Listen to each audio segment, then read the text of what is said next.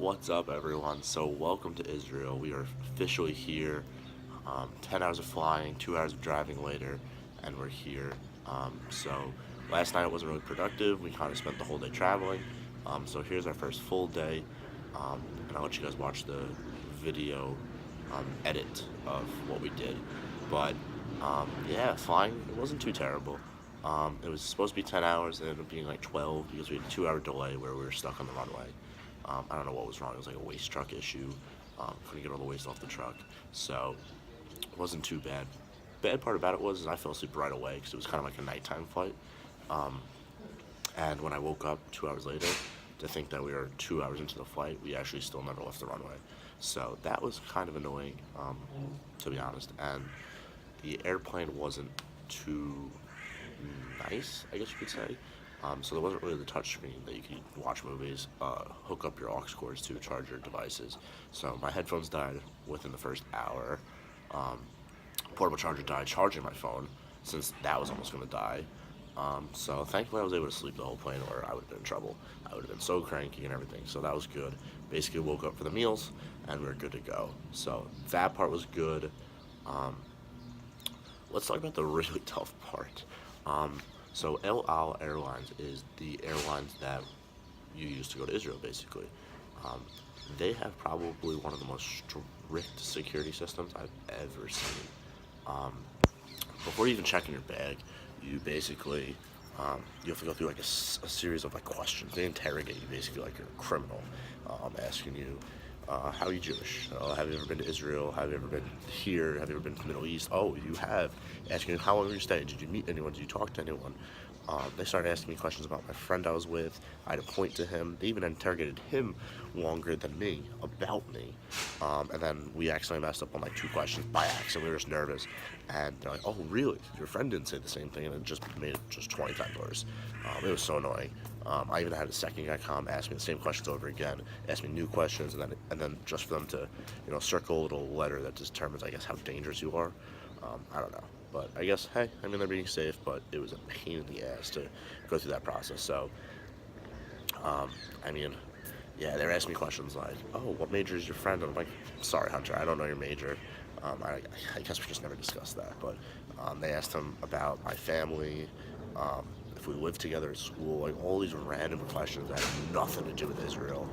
They started asking me like, oh, did you get bar mitzvah? What? Oh, do you know the rabbi? I'm like, no, I don't. It was 7 years ago. You think I'm gonna remember that stuff? So it was a little annoying because they were asking some ridiculous questions. But we're here now. We're about to enjoy our first full day. So I want to let you guys enjoy the vlog, and I'll get back to you at the end.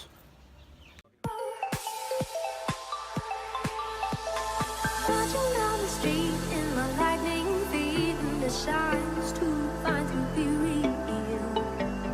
Fake it so I care for the glisten and the glare, and now it's something I'm starting to feel. Eagle eyes, mama, eagle eyes. My eagle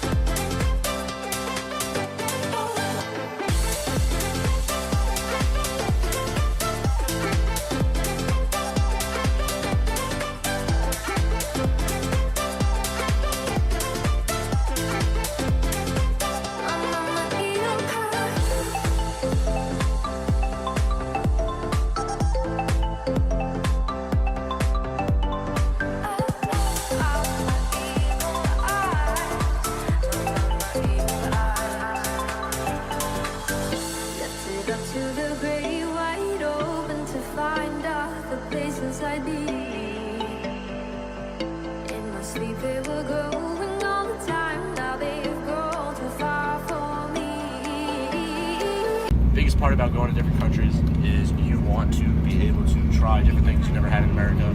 So I guess this is something that's being popular here. It's chocolate milk in a bag. I'm assuming that's what that says. It says chocolate milk.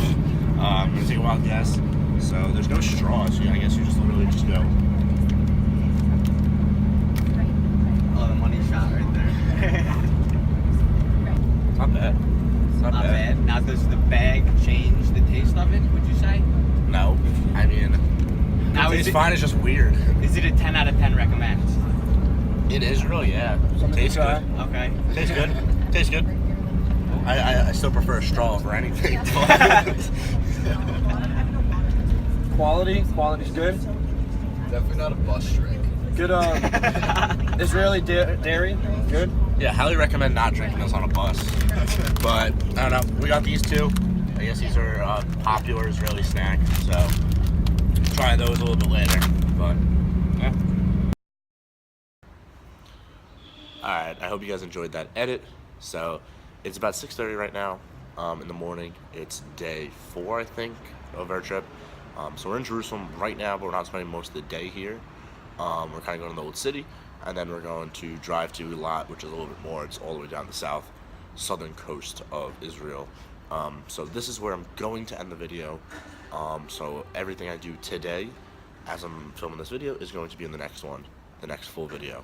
So I just want to go over a couple things that we've done so far. So the first set of videos where we're kind of walking through kind of like a little mountain is the Arbel Outlook. It's kind of one of their national parks. That's where you kind of sort of see a Golan in the distance. It's where we took our group picture of me and my closer friends on the trip so far. Awesome views. It was really cool. There wasn't really much of a barrier, so that was really a little scary on how close we got to the edge, but it was just a beautiful view, and we lucked out with it being a little less cloudier than usual. So that was pretty nice, as you can see from the views and the videos I did.